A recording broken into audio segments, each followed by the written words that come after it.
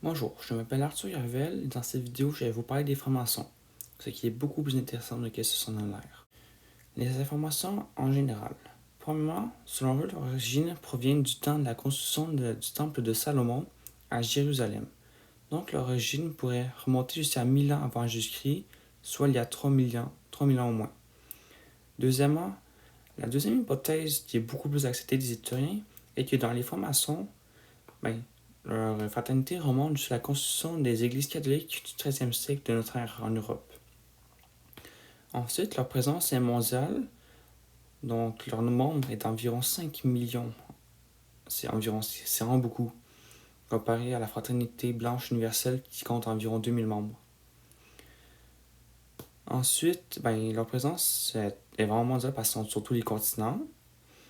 Leur symbole est un œil entre un équerre et un compas, qui sont les instruments des maçons qui travaillent la pierre. Et sixièmement, leur mission, c'est l'amélioration de l'individu et celui du genre humain dans son ensemble, la recherche spirituelle à travers une multitude de symboles, l'édification d'une société forte et harmonieuse, la poursuite de l'idéal de fraternité, de charité, d'humanisme et de laïcité.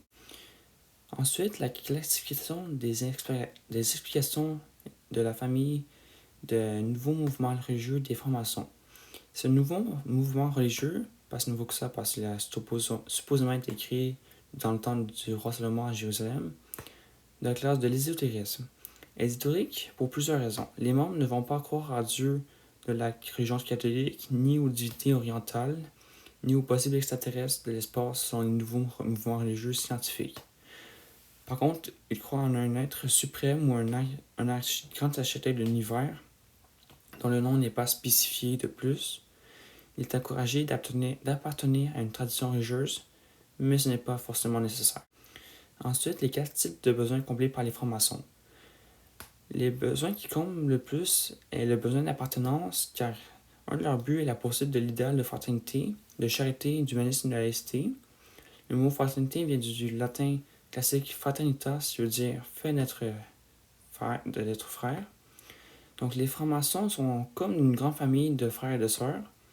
Ensuite, ils vivent des expériences hors du commun, car ils se rencontrent toutes les 2 semaines environ, et ces rencontres sont très importantes et spéciales pour les francs-maçons. Pour le besoin de sens et de compréhension, comme ils ont droit à la liberté religieuse, ce sont leurs religions qui vont répondre à ce besoin. Finalement, pour le besoin de guide et de repères moraux, c'est aussi leur religion qui va répondre à ce dernier besoin. Ensuite, on va expliquer pourquoi les francs-maçons seraient suspects ou non par rapport aux questions qu'on nous dit dans le cahier.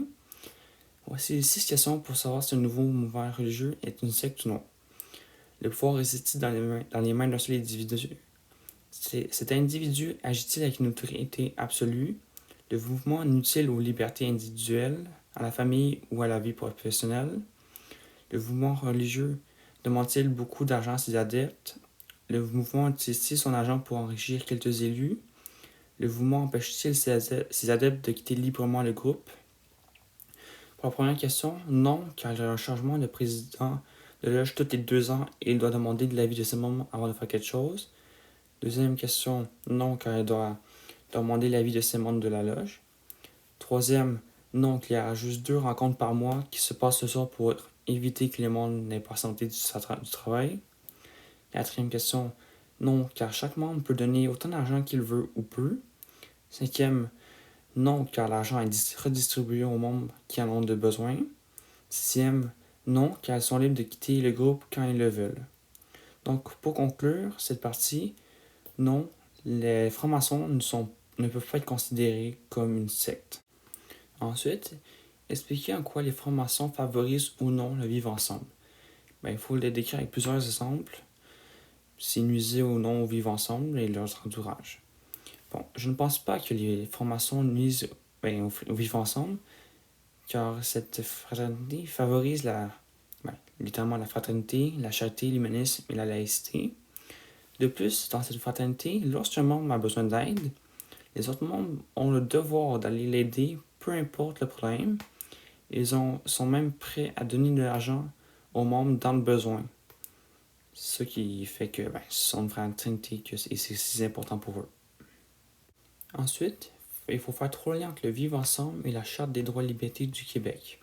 Dans le vivre ensemble, tout le monde doit avoir son espace privé pour que tout se passe bien. On ne peut pas faire de choses qui nuisent à la dignité des autres, à leur honneur ou à leur réputation, et surtout pas de choses qui les discriminent. Pour finir, dans le vivre ensemble, l'acceptation de soi est primordiale pour que l'on puisse accepter les autres.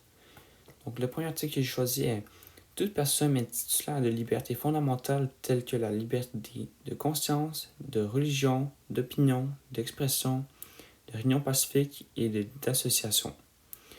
L'article numéro 4, car toute personne a droit à la sauvegarde de sa dignité, de son honneur et de sa réputation.